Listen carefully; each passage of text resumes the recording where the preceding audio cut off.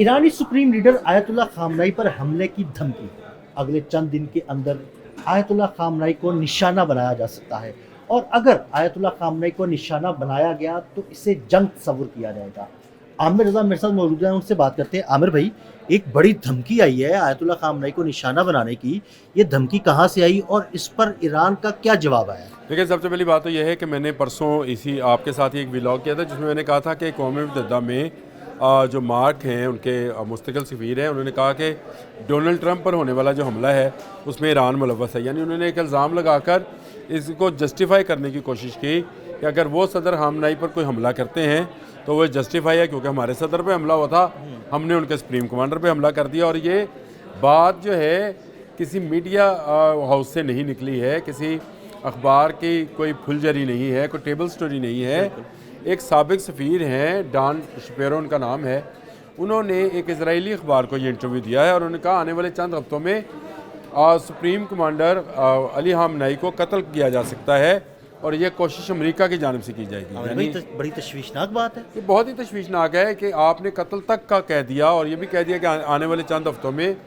फिर उसके बाद आप ये देखिए कि मसूद पज़ेश्कियान ने भी जो बयान दिया, उन्होंने भी कहा कि अगर कोई ऐसा इकदाम किया गया तो इसको ईरान की सलामती पर हमला तस्वर किया जाएगा और इसका जवाब दिया जाएगा।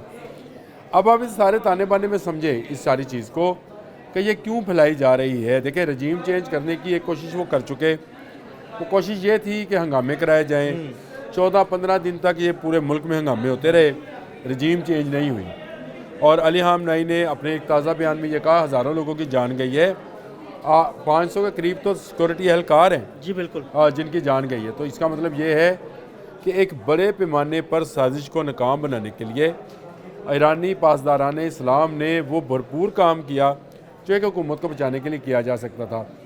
अब उसका दूसरा नतीजा क्या होता है कि आप उसके सिपा सलार को ही कत्ल या शहीद कर दें।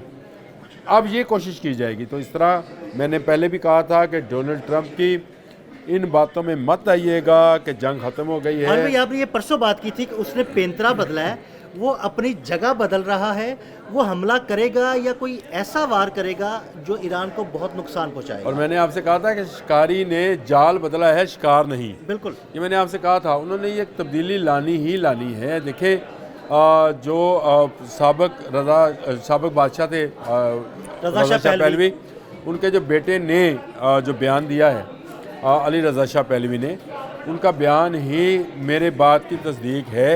अल जज़ीरा से ये नोट हुआ है, जो आप देखना चाहते हैं वहाँ से भी देख लें। उन्होंने कहा कि हम सबसे पहले इज़राइल को तस्लीम करेंगे।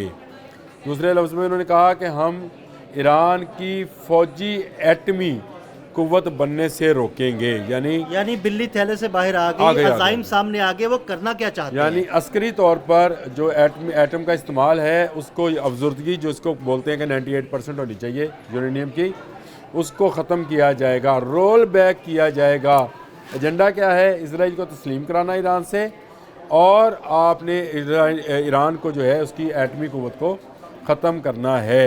इस एजेंडे के तहत उन्हें कुछ भी करना पड़ा। और मैंने ये दो एक मरतबा आपके साथ व्लॉग किया और मैंने ये बात बार बार दोहराई कि डोनाल्ड ट्रंप एक सुपर पावर का सदर है, और सुपर पावर जब कोई इकदाम करती है तो वापस नहीं उठाती है। आप उसके पीछे है तो वो ईरान के पीछे है, और ईरान उसके नज़र में 7वां मुल्क है। इसके अलावा वो कहाँ कहाँ क्या क्या नहीं कर चुका। उसने इराक़ में क्या किया, उसने शाम में क्या किया, उसने यमन में क्या किया, उसने कब्रस में क्या किया, उसने लेबनान में क्या किया, और उसने अफ्रीका में जो है सूडान में क्या किया। अब मुझे बताएं, और हालिया दिनों में वेनेजुएला में क्या किया। और नहीं, वो मुसलमान मुल्क नहीं है। नहीं, मैं तो आपको मुसलमान मुल्कों का, मैं मुसलमान मुल्कों के अलावा भी बात कर रहा हूँ कि हालिया दिनों में वेनेजुएला में क्या किया, और अब ग्रीनलैंड पर नजरें।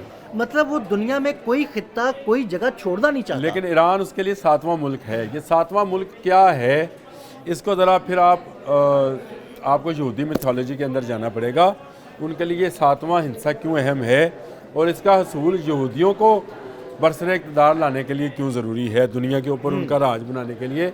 तो ये 7वीं हर्डल जो है ये क्रॉस करनी है इन्होंने, वो ईरान के नाम से है।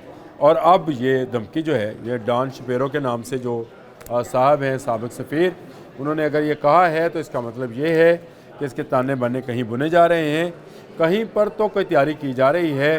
जो वाइट हाउस से ये कहा गया कि ईरान की फ़ाइल टेबल पर खुली पड़ी है, फैसला डोनाल्ड ट्रंप ने करना है। डोनाल्ड ट्रंप ने जिस तरह से सारे हालात का जायज़ा लिया और सारे मामलात का जायज़ा लेने के बाद जब इसराइल ने भी कह दिया कि ईरान की इस वक्त की जो क़ुव्वत है उसको इंटरसेप्ट करना मुश्किल है, मुत्तहिदा अरब अमारात, सऊदी अरब समेत तमाम, इराक़ समेत तमाम ममालिक ने कहा हमारे फ़ौजी अड्डे ईरान के ख़िलाफ़ इस्तेमाल ना करें क्योंकि इससे जंग हमारे मुल्क पर मुसल्लत हो जाएगी। बिल्कुल। तो उसके बाद उसने पैंतरा बदलना ही बदलना था, लेकिन मेरा नहीं ख्याल था कि वो इतना बड़ा इकदाम करेंगे। देखें, अक़वाम मुत्तहिदा के इजलास में मार्क बॉयलर नाम है उनका, जो मुस्तकिल मंदूब हैं, उनका ये कहना कि जी डोनाल्ड ट्रंप पर जो हमला हुआ था इसमें ईरान मुलव्वस है। 2 जगह भी उन्होंने बताई, फ्लोरिडा और पेंसिल्वेनिया। उन्होंने कहा वहाँ पर जो हमला हुआ था वो शिगरी नामी एक अफ़गान था जिसको पासदारान इस्लाम ने तैयार किया था, और एंड पे वो कहते हैं ये इल्ज़ाम है।